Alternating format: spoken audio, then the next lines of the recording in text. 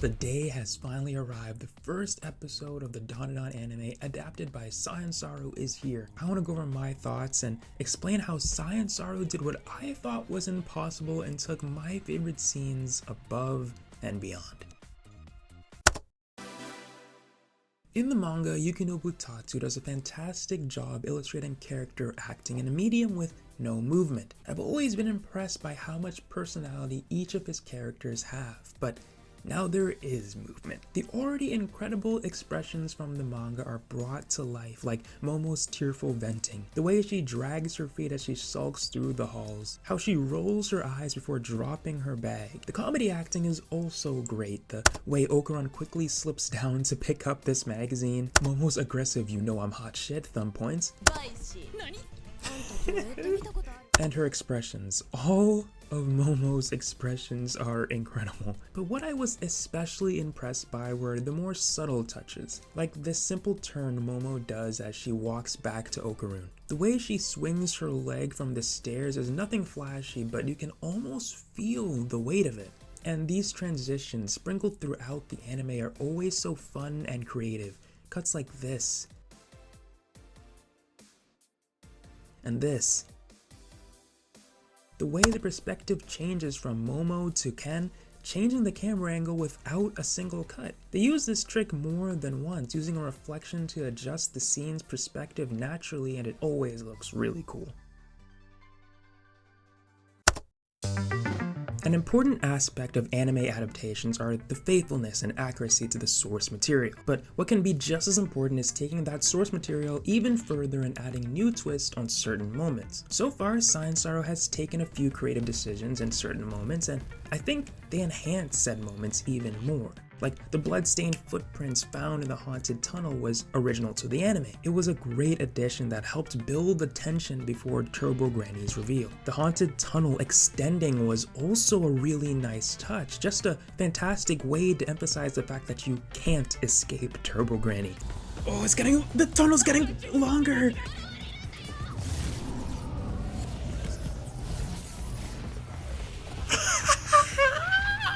Stuff like making the UFO the moon, or making that very same UFO make an explosion that caused the wind for this moment instead of just wind. The use of colors is also fun. I love how each alien and yokai is associated with a color, the cool blue for the Serpos, this magenta for Acrobat Silky, the beautiful turquoise for Momo, and this vivid red for Turbo Granny. The colors remind me of the spines of DANDADAN's physical volumes.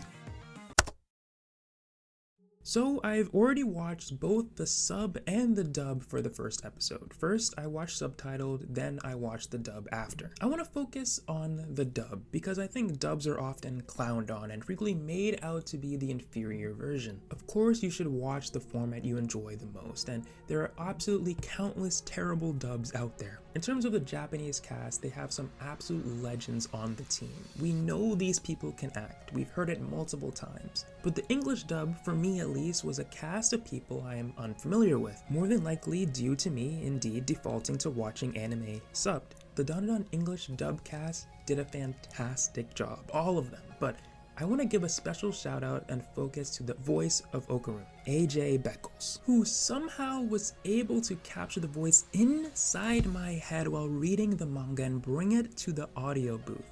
Like, that's what Ken sounds like to me in my head. There's a particular scene, the moment when Ken is confessing why he's obsessed with aliens. You can hear the desperation and hurt in his voice, and a certain rawness with this line in particular.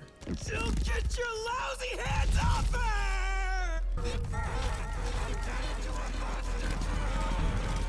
I genuinely almost started to cry, and I cry easy when I get attached to characters, so maybe it's just me. But I have a good feeling it's not. I have a feeling it's AJ Beckles. It's his performance and how you can tell how much he cares in doing this character justice. I'll continue to watch both the sub and the dub as more episodes come out, but I'm thinking maybe I'll start with the dub next time. There were only two things I had feedback on for this episode. This translation, which I feel just didn't make much sense as opposed to the line, "I know what you're into." "I know you're in love" feels so random and doesn't really make sense for the following outburst Ken goes into. Of course, I don't know Japanese and I'm not sure if that's actually what they said in the episode or if this was just a mistranslation in the subtitles. Either way, it was a little weird.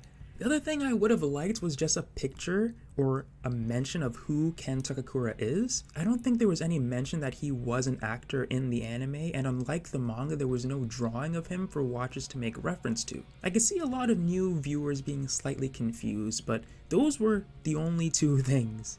That's all I have to complain about. I can't wait for the next episode. I'm excited to continue to see how the animators take on these battles and how they decide to enhance it. Let me know what you guys thought on the first episodes in the comments down below, and until next time, later will be greater.